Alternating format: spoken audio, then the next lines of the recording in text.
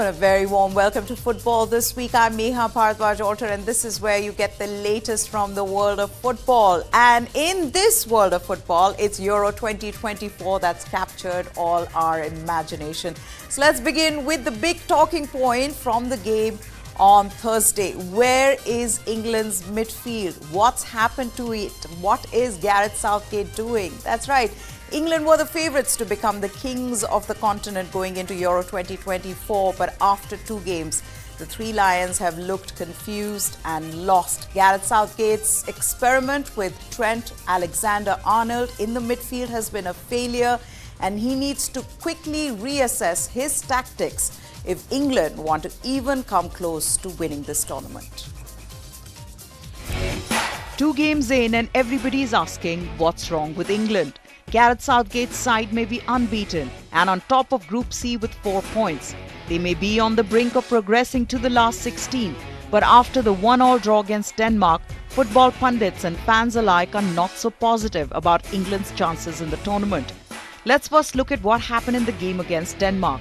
England took the lead in the 18th minute through Harry Kane, but that was the only good thing for Southgate's men, because soon after, England allowed Denmark to dominate the game. The Three Lions went into a passive mode and the Danes took full advantage of that, scoring an equaliser in the 34th minute through a stunning strike by Morten Hjulmand from 25 yards. Yeah, we need to look. Clearly, we're disappointed with the level of the 2 performances we've had. So we've got to go and analyse that in depth and find some solutions to addressing the issues that we have. And yeah, over the next few days, we'll spend a lot of time doing that. We know the level has to be higher. We know the level can be higher. Maybe the biggest thing is we have to accept the environment that we're in and the expectations that are around us. And we're going to have to walk towards that challenge. At the moment, we're falling a little bit short of that. England's midfield has looked completely disorganised in both the games. Even against Serbia, other than the brilliance of Jude Bellingham, the partnership of Trent Alexander-Arnold and Declan Rice has left much to be desired. Against Denmark, they lacked possession for long periods of time, with Christian Eriksen controlling the game. What was surprising to see is that instead of getting inspired after the opening goal, the team went into a shell. There was no pace in the attack, they were completely outplayed in the midfield, and there was no pressure on the ball. Southgate called his troops back as he removed his forward line in a triple substitution with 25 minutes to play. For a team that has La Liga's top midfield scorer, the Bundesliga top scorer, and the Premier League player of the season, they looked lost and were unable to build any pressure. And that draw did not go down well with the fans in Frankfurt, who booed the team for their shoddy display. Even Southgate conceded that England are capable of playing at a much higher level and accepted the blame for England's tame draw. Ultimately, that's my responsibility. I'm the manager, and I've got to guide this group in the best way possible to achieve extraordinary things. You have to go through some difficult moments. Today was a difficult moment without a doubt, towards the end of the game especially. But England have never won back-to-back qualification matches, I was told yesterday. So there's a reason for that. And we hoped to write a different story today. We haven't managed that. We understand what that will mean for the next few days, but we have to stay calm inside the group and find good solutions to improving. Southgate knows he needs to get his tactics right in the next game. Maybe it's time to put in Kobbie Mainoo with Declan Rice to bring some energy and creativity, with Rice acting as a defensive midfielder. Mainoo could link up with Phil Foden, who looks lost at the moment. Something has to be done with this England side. And with the performance so far, England's real test begins now. Not only do they have to step up and raise their standard, they will also have to block the outside noise, because it will only get louder if they continue to disappoint their fans. Yes, England fans were disappointed in Frankfurt after that draw, as some England fans blamed Gareth Southgate for the performance, while the Danish fans believed Denmark just played better. Absolutely not. England were terrible today. I expect much, much more. Disappointed, very disappointed. We are so happy. Very happy. Yeah, very happy. But actually, it was deserved. We were expecting to have a hard fight, but we are deserving this. Yeah, sure. It's an important win, an important game, but I think we deserve more, actually. Southgate again played the wrong team, too conservative, no energy in the team at all. If we want this competition, we've got to play so much better, so much better. The team's wrong, the dynamic's wrong, the whole energy of the team is wrong. They don't know how to play together. Not at all. Don't know how to play together. No. But we'll see how it goes. It might be a wake-up call. Hopefully it's a wake-up call, but we'll see how it goes. Spain secured their spot in the last 16 of Euro 2024 with a scintillating win over defending champions Italy. The narrow victory margin would have been far greater but for the heroics from Italian goalkeeper Gianluigi Donnarumma. A 55th minute own goal by Riccardo Calafiori settled the Group B game in Gelsenkirchen. But that scoreline doesn't tell you the story of a statement performance from Spain, which surely looks as one of the favourites to win a record-extending fourth European Championship. Spain totally dominated Italy with 16-year-old winger Lamine Yamal, further enhancing his reputation as one of soccer's most exciting young stars. From possession to attacking runs to playmaking, Spain completely dominated Italy, and the scoreline they could have easily won by a bigger margin with 9 shots on target from 20 compared to Italy's 1 from 4 shots over the 90 minutes. Italy now must avoid defeat by Croatia to guarantee progression in the tournament, and they may take inspiration from Spain on that one. Well, I think it's a classic match of this Euro competition, of any competition. For me particularly, I think that it's probably one of the national teams we faced the most times throughout my trajectory with the Spanish Football Federation. In all types of matches, both friendly matches and in competitions. It's a classic, I insist, and I think it's a match that could easily be a European Championship final, in this case, or even a World Cup final. These are two national teams with a great footballing tradition, great footballers, great national teams that work together, and exceptional media culture surrounding football. So I think they are national teams which are made to compete at this level. For sure, tomorrow we'll see a great show and a great match. We need to be at the level of this competition, and we'll do all that we can do. That's what this level of football demands from us to win this match. And after this win, Spanish fans are already starting to believe that their team can go all the way. I feel like we were pretty dominant the whole game. It was an amazing game to watch. Let's hope. I think we make a good chance. Yeah, I think if you see the first game against Croatia, it was very, very good, and the chances get in. So that's the most important thing. I think yes, because in the first 2 games they had a lot of goals and a lot of chances created. So I think yes, they have a chance. But I think Germany, I'm from Germany, Germany is great too. So it's 50-50 between Spain and Germany.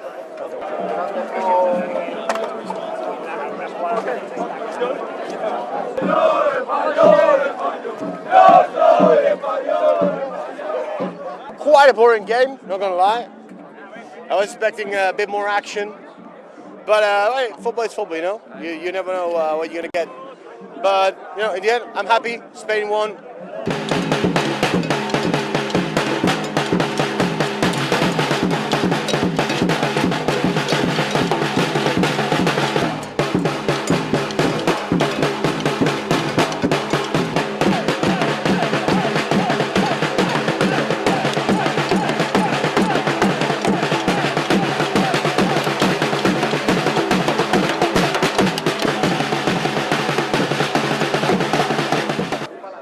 Spain just too good, quality team.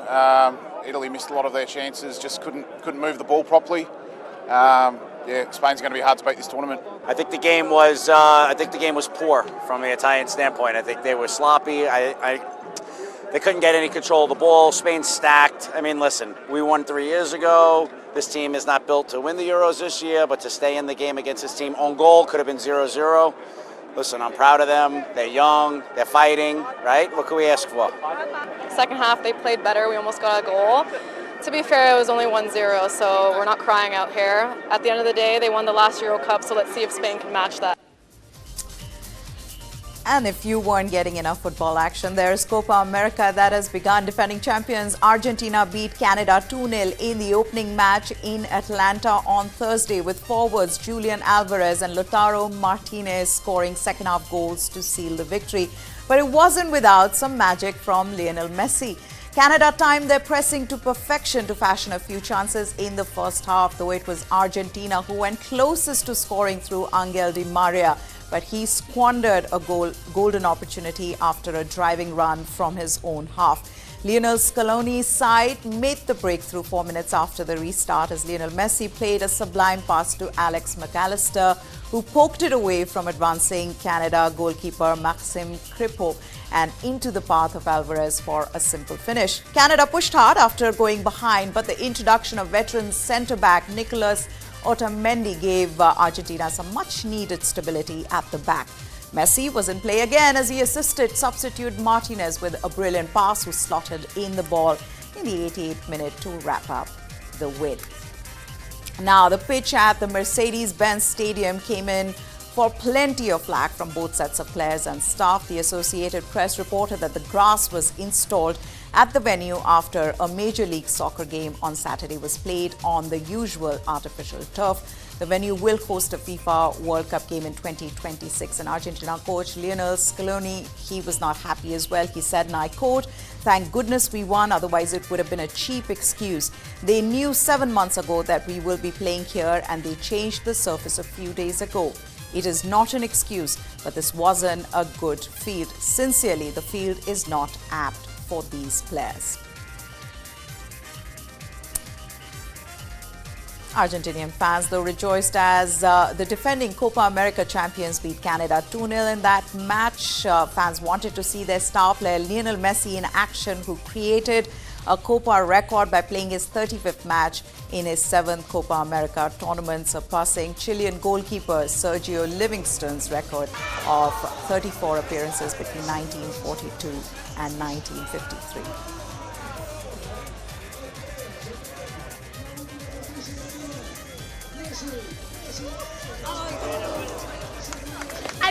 I was watching this game. There's so many chances, and then finally it came really late. The second goal, I was going crazy. I was so happy. And whenever they had a chance, it was a bit bittersweet because I already had my 2-0 prediction and I didn't want to lose it. But also I was still cheering for Argentina, and I wanted them to score goals. You know what? Disappointed with the result, but excited we could hold the World Cup champions to 2-0. 1-0, 85 minutes in. We're here. Canada, be afraid of us. I feel really good about today. I'm only like 10 years old. For me, I think this is my favorite game that I've ever been. And I came here live. When I first heard about it, I could not believe it. I thought it was a joke or something. I thought Canada had the better chances, but Argentina just found the back of the net, and they were way more effective in the chances that they did have. So I've got to say, Argentina took it, but Canada really won it in my heart.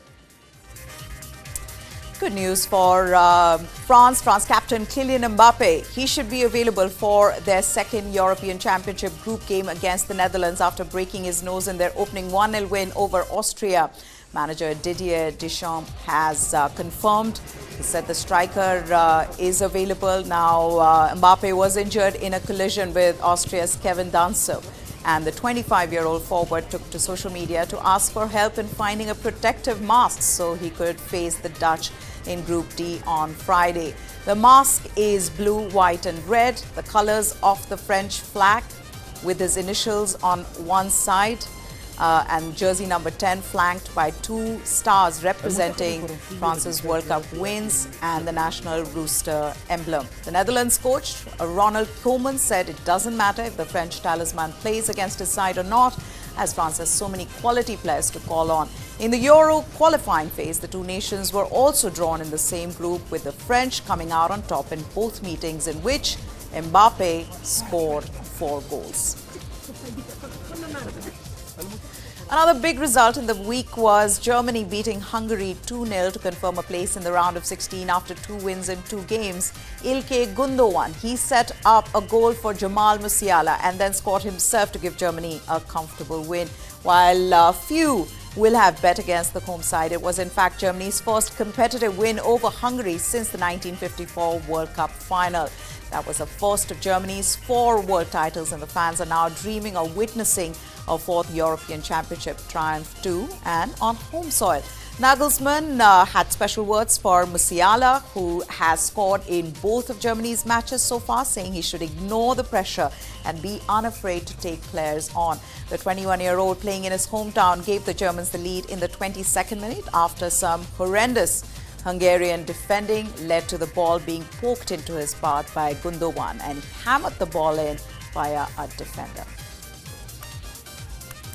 Yeah, they did brilliant in both games, I think. Not only the 2 goals, I think every situation in our offensive ball possession is really tough for the opponent to defend. I think it's important for him to not to deal with the pressure, just to deal with his capability to solve any offensive one-on-one situations. I had a lot of meetings with Jamal when I was his coach in Bayern Munich, and also now as national coach.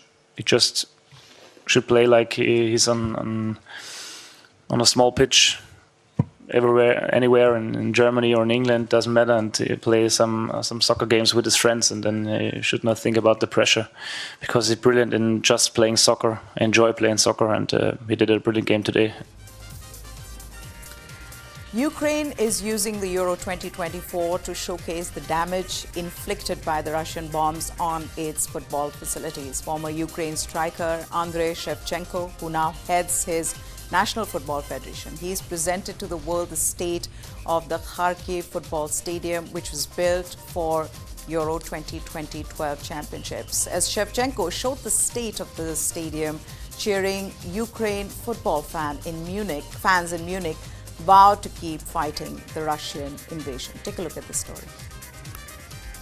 Brothers, fathers, friends, sons. Today we're gonna start our games. It's one team on the field, but million soldiers who stay and defend Ukraine.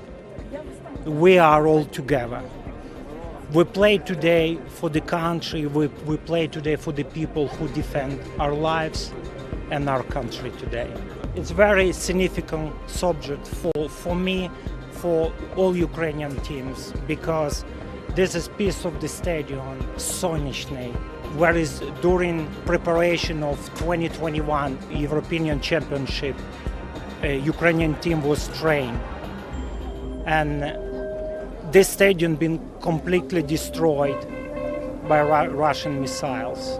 We're a very young, ambitious team, like our country. I think if we get through the group stage, it's gonna be a very good result for us.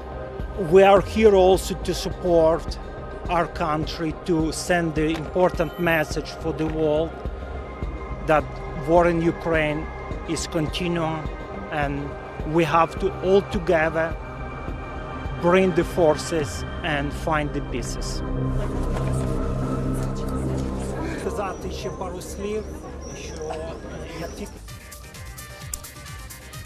So, coming back to what's going on in Germany, soccer fever at Europe, at Euro 2024 in Germany is being felt not only inside packed stadiums, raucous bars and heaving city squares, but also in the more rarefied atmosphere of an opera house. A new opera production inspired from the Euro Championships is bringing together the sport and music lovers. Soccer fever at Euro 2024 in Germany is being felt in a very unlikely place, an opera house in Hamburg, Germany. This new production called Fußball Oper, or Football Opera, was selling out to lovers of both sport and music. The director Ingham Rahad recreates a soccer pitch and the chaotic interactions between players, referee and ball.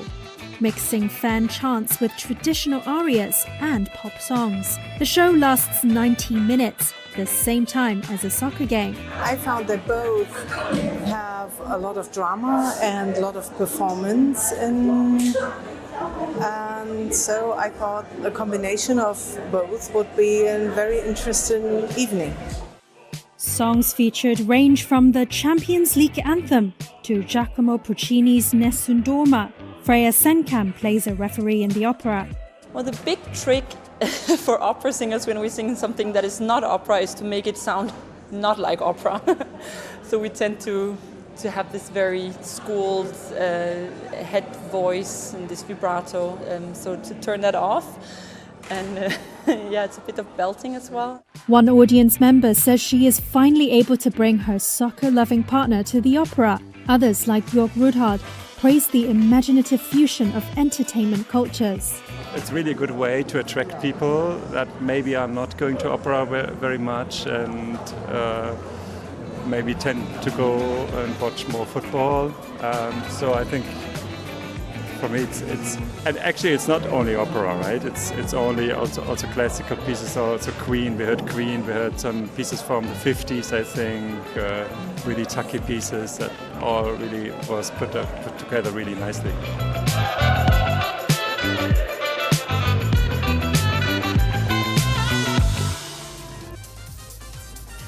Okay, time for us to wrap this show up. But before we go, let me tell you about our News 9 initiative, the Indian Tigers and Tigresses. It's a groundbreaking quest to discover India's most promising football talents under the age of 14. This campaign aims to unearth budding football stars, both boys and girls, from every corner of the nation. So if you want to register for this talent hunt, here's what you need to do. Goodbye. Thanks for watching.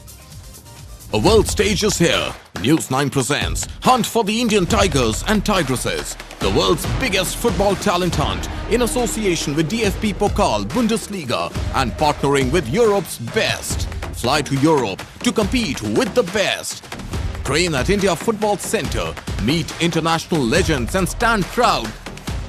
Sign up at www.indiantigersandtigresses.com and roar at the World Arena. To participate in the world's largest football scouting initiative, sign up at www.indiantigersandtigresses.com and verify your email. Fill in all details in this form, including your school and city preferences for round 2. You are 2 steps away from getting a chance to fly to Europe to play. Submit this form and make the registration fee payment. Please use parental guidance at this stage. After the payment, you'll see a screen with your unique code. Note it carefully. Click on the Respo URL to proceed. Enter the same email, create a password, and copy the unique sign-in code. Complete these 5 exercises. Record one on video. Note your answers and upload as a YouTube link. You have completed all steps for participation. Sit back and relax. Selected participants will be contacted over email.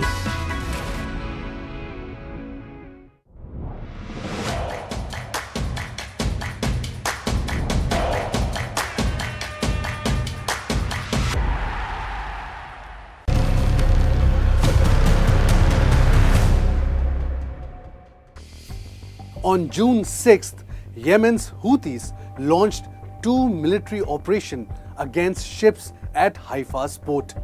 Long-range ballistic drones and ballistic missiles were used. And then Hezbollah, a terror group in Lebanon, released a 9-minute-long footage from what it said was one of its reconnaissance drones. The footage is reportedly of the Haifa port in northern Israel. This is the same port that the Adani Group acquired in January 2023 by paying $1.2 billion in full to Israel. Why are Iran's proxies targeting Adani's port? News 9 Plus decodes. To understand this, we must first look at the situation in West Asia. What exactly is happening in West Asia? In response to a deadly Hamas attack on Israel on October 7th last year, Israel launched a full-scale war against the Iran-backed terror group based in the Gaza Strip. This in turn opened a 3-front attack on Israel. It is now defending itself from the Houthis in Yemen, the Hezbollah in Lebanon, and its longtime arch nemesis, Iran. Hamas, Houthis and Hezbollah, all three are backed by Iran, united by their common hatred towards Israel.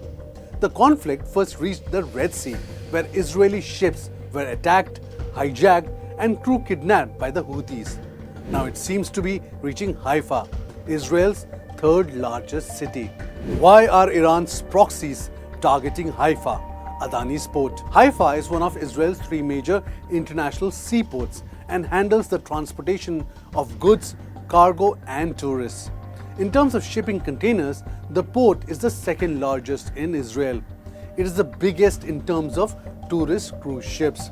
It houses the largest and the most advanced and longest container terminal in Israel, and the only terminal in Israel for the transportation and storage of chemicals. Attacking this port would mean cutting off Israel's crucial gateway